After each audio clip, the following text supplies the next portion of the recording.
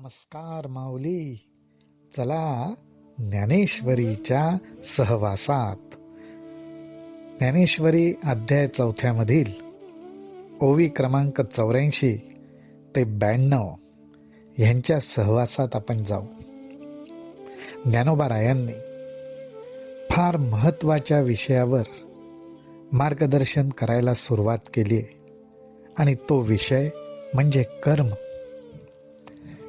हे संपूर्ण जगत कर्माने बांधलेलं आहे आणि अशा ह्या कर्माविषयी जाणून घेताना बुद्धी सुद्धा गोंधळात पडते, मती गुंग होते.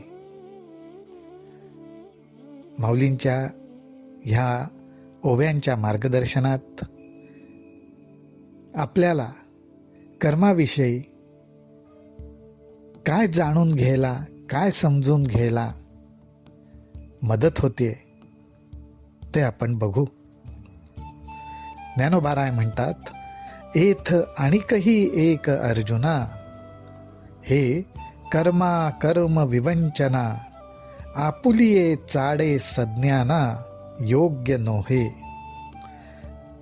इथे ज्ञानोबाराय एथ आणिकही एक असं म्हणतात. म्हणजे इथे अजून एक गोष्ट समजून घ्यायची. अजून एक असं म्हणण्याचं कारण हेच की पहिल्या ओव्यांमध्ये गुणांवर आधारित वर्णाश्रम संस्थेबद्दल भगवंतांनी सांगितलंय. प्रकृतीला धरून, गुणांना धरून वर्णभेद निर्माण होतो. त्यालाच आता कर्माची जोड मिळते. ह्या दृष्टीने कर्माविषयी सुद्धा सांगणं आवश्यक आहे. म्हणून ज्ञानोबाराय म्हणतात की भगवंत अर्जुनाला सांगतात, एथ आणिकही एक अर्जुना, हे कर्मा अकर्म विवंचना, आपुलिये चाडे सज्ञाना, योग्य नोहे. अरे अर्जुना, अजून एक गोष्ट तुला सांगायची आहे की अत्यंत सज्ञान, शहाणा असा जरी माणूस झाला, व्यक्ती झाली, तरी त्याला आपल्या बुद्धीच्या जोरावर कर्म म्हणजे काय, अकर्म म्हणजे काय हे ठरवता येत नाही. हे ठरवायला शहाण्या माणसाची बुद्धी सुद्धा कमी पडते. कर्म म्हणजे ते कवण, अथवा अकर्मा काय लक्षण, ऐसे विचारिता विचक्षण, गुंफोनी ठेले. कर्म म्हणजे काय, त्याचबरोबर अकर्माची लक्षणं काय, या सगळ्याचा विचार करताना अत्यंत सूक्ष्म गहन विचार करणारा पुरुष देखील भ्रमित होतो. जैसे का कुडे नाणे. आता हे भ्रमित होणं म्हणजे कसं असतं? ज्ञानोबाराय एका दृष्टांताची मदत घेऊन आपल्याला हे मार्गदर्शन करतात. ते म्हणतात, जैसे का कुडे नाणे, खऱ्याचे नि सारखेपणे, डोळ्याचेही देखणे संशयी घाली. अहो, ज्याप्रमाणे एखादं खोटं नाणं पण ते खऱ्या नाण्यांबरोबर मिसळलं की डोळे असलेल्या पुरुषाला सुद्धा खरं खोटं निवडताना भ्रम होतो. याचाच अर्थ ते खोटं नाणं खऱ्यामध्ये इतकं बेमालूम मिसळलं जातं की ते खोटं आहे हे समजूही शकत नाही. आणि अशी भ्रमित झालेली बुद्धी कर्म, विकर्म, अकर्म यांचा वेध घेऊ शकत नाही, त्यांना समजून घेऊ शकत नाही. तैसे नैष्कर्म्यतेचे निभ्रमे, गिवसी जत आहाती कर्मे, जे दुजी सृष्टी मनोधर्मे करू शकते. अहो, केवळ मनाच्या साह्याने प्रतिसृष्टी निर्माण करण्याचं सामर्थ्य पुरुषांकडे असतं. मनातले संकल्प सिद्धीस नेऊन ते प्रत्यक्षात उतरवतात, अर्थात कर्माच्या आधारे. पण ते उतरवताना सुद्धा आपण निष्काम कर्म करतोय, म्हणजे विशेष कर्म करतोय, अशा भ्रमात ते कर्म करत असतात. थोडक्यात माऊलींना असं सांगायचंय की उत्तम कर्म करतोय, सत्कर्म करतोय, ह्या मनाच्या कल्पनेत रमून मंडळी कर्म करतात, पण ते निष्काम कर्म घडत नाही. बरं, त्याचं कारण कर्म, अकर्म, विकर्म ह्याबद्दल नीट समजून घेतलं पाहिजे. वांचुनी मूर्खाची गोठी कायसी, एथ मोहलेगा क्रांतदर्शी, म्हणून आता तेची परियेसी सांगेन तुझं. तरी कर्म म्हणजे स्वभावे, जेणे विश्वाकारू संभवे, ते सम्यक आधी जाणावे लागेथ. ज्ञानोबाराय म्हणतायत की अरे, मोठमोठ्या ज्ञानी पुरुषांना सुद्धा कर्माबद्दल समजत नाही, त्यांच्या बुद्धीत गोंधळ निर्माण होतो, तेथे मूर्खांबद्दल मी काय बोलू. पण भगवंत म्हणतायत, परंतु मी तुम्हाला कर्मा अकर्माचा उलगडा सांगतो. कर्म म्हणजे काय हे समजून घेणं आवश्यक आहे. आणि इथे ज्ञानोबाराय फार महत्वाचा सिद्धांत सांगतायत. ते म्हणतात, तरी कर्म म्हणजे स्वभावे, जेणे विश्वाकारू संभवे. तर ज्याच्या ठिकाणी असा स्वाभाविक गुण आहे की ज्या स्वाभाविक गुणामुळेच ही सृष्टीची उत्पत्ती होते, ही सृष्टी उत्पन्न होते, त्या स्वाभाविक गुणाला कर्म म्हटलं जातं. हे तू नीट ध्यानात घे. ह्याचाच अर्थ काही दृष्टांताद्वारे आपण समजून घ्यायचा झाला तर अग्नी नारायणापाशी उष्णता असते, त्याला उष्णता निर्माण करावी लागत नाही.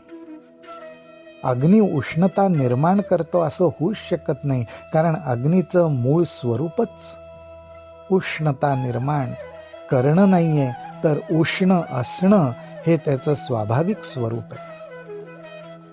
कर्माच्या बाबतीत आपण जर म्हटलं तर कर्म करायचं म्हटलं तर दोन गोष्टींची एकमेकांना जोड मिळाली पाहिजे, त्यातून कर्म प्रगट होणार.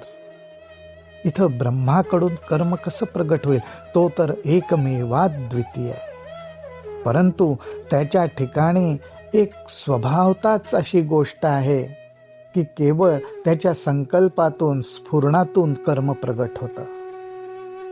पण मनुष्य प्राण्याच्या बाबतीत तसं नाही. त्याला दोन गोष्टींचा आधार घ्यावा लागतो, दोन गोष्टी एकत्र याव्या लागतात. आणि हीच ती गोष्ट आहे की जी आधी नीट जाणली पाहिजे.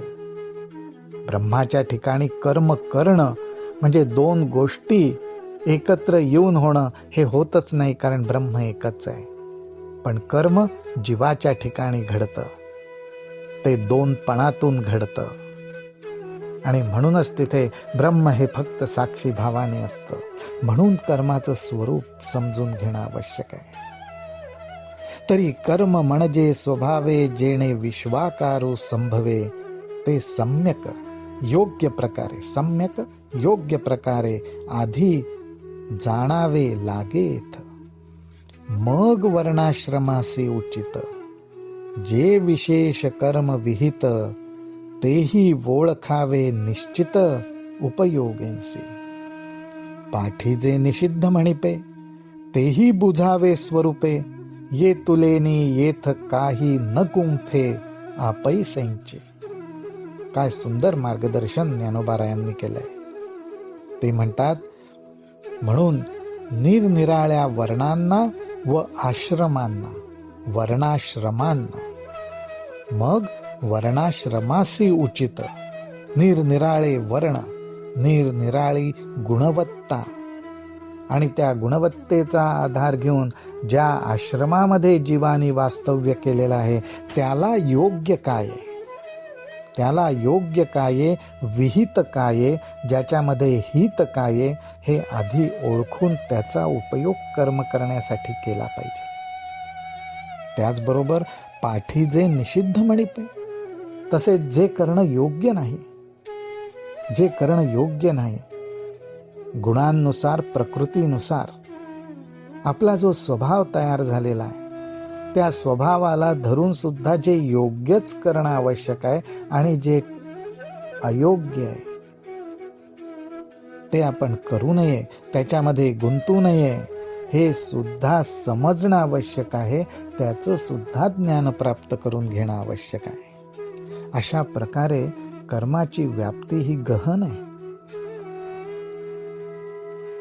पण मुळात कर्म, अकर्म, विकर्म ह्याचं जर स्वरूप आपल्याला समजलं तर मग कर्म करत असून सुद्धा, कर्मामध्ये असून सुद्धा आपण बंधनात पडणार नाही. आपलं मुक्त स्वरूप, त्याच्याबद्दलची शुद्ध जाणीव ही कायम राहिली की कर्म आपल्याला बांधू शकणार नाही, कर्मात आपण बांधले जाऊ शकणार नाही. एरवी जग हे कर्माधीन, ऐसी याची व्याप्ती गहन, परिते असो ऐके चिन्ह प्राप्ताचे गा. परंतु ज्ञानोबा म्हणतात, अहो बघायला गेलं तर हे सर्व जग कर्माने बांधून टाकलेलं आहे, कर्माच्या अधीन आहे. कर्म केल्याशिवाय कोणी राहू शकत नाही. आणि हे समजणं फार अवघड आहे, गहन आहे. परंतु असू देत, ज्याला कर्म म्हणजे काय, अकर्म म्हणजे काय, विकर्म म्हणजे काय हे समजून कर्माच्या बाबतीत योग्य विवेकाने विचार करून कर्म करता यायला लागलं,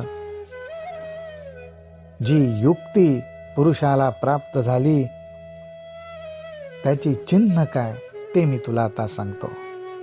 कर्माबद्दलचं हे सुंदर मार्गदर्शन ज्ञानोबा रायांकडनं आपल्याला मिळतंय. त्यांच्या चरणी अनेक प्रणाम. रामकृष्ण हरी, रामकृष्ण हरी, रामकृष्ण हरी.